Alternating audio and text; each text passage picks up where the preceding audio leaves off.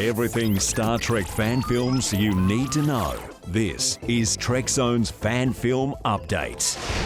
This is the Bite-Sized Podcast, catching you up on the latest Star Trek fan film news from Trekzone, Australia's unofficial home of Star Trek, science and space news, and, of course, the Australian space industry. Matt Miller with you on location in Melbourne this week. Coming up, Farragut Forward updates us, Starship Intrepid films, Potemkin Pictures tries Vegemite and Tim Tams, and I've got some rating updates for you as well. Let's get straight into it. Farragut Forward reports they are in the final stretch of pre-production with work underway to integrate the sickbay, corridor and crewman quarters sets together for filming on Columbus Day weekend, which is the 10th of October. I'll have a full breakdown of the shoot in the fan film update following. Good luck, guys. Potemkin Pictures held another successful shoot over the weekend and the crew got together to try Vegemite and Tim Tams. Of course, the latter was the big hit, but the choice of companion for the former was an interesting one.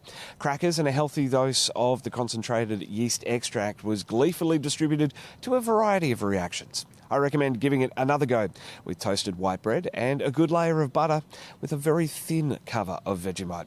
Randy Landers, meanwhile, reports that Potemkin Pictures have 4 shoots over the next 8 weeks as they set a cracking pace for fan productions. The next Deimos episode is being scored, that's Refugee, while Reflector for Caliborn is 80% complete on principal photography. There's little wonder why they were chosen by MTM and myself as Fan Film Studio of the Year. Starship Intrepid got some filming done over the weekend. We have little info to go on at time of recording, but it's great to see the cast coming together once again. Even though it's fun to give Captain Hunter all the screen time, Starship Intrepid deserves the big expansive shots and group scenes that we're seeing from those productions stateside. This guy's fan film premiere is coming. Sam Cockings is teasing me behind the scenes. I can't reveal too much just yet, but do know that I will be giving it an extra big plug across Trekzone in the weeks to come and in the weeks following its release as well. Looking forward to seeing that one all come together. We actually have an Aussie in Starfleet for a change, something that we've got to get official Trek onto, as I spoke to Jess Bush about at Oz Comic Con last weekend. Let's get into those rating updates. The new Starship Caliborn episode, Death Sentence, has cracked 1,300 views since it was released almost 2 weeks ago. The Billy Swanson-led adventure takes us to a Romulan colony to investigate a mystery in the so-called Lost Era, the time between the original series and the movies.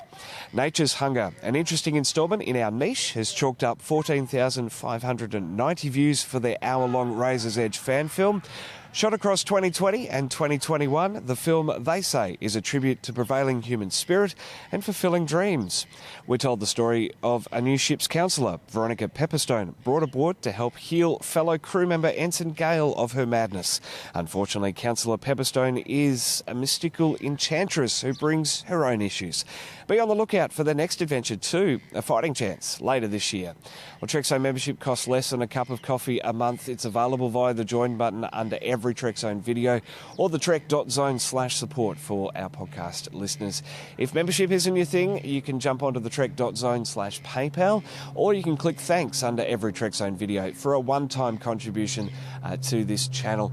That is all going to go towards the 20th anniversary celebration budget for next year. Very much looking forward to that one. In the meantime, I'm Matt Miller here in Melbourne. It's grand final weekend. Very much looking forward to that as well. Give it a Google if you're not sure what I'm talking about, and I'll catch you in the comments.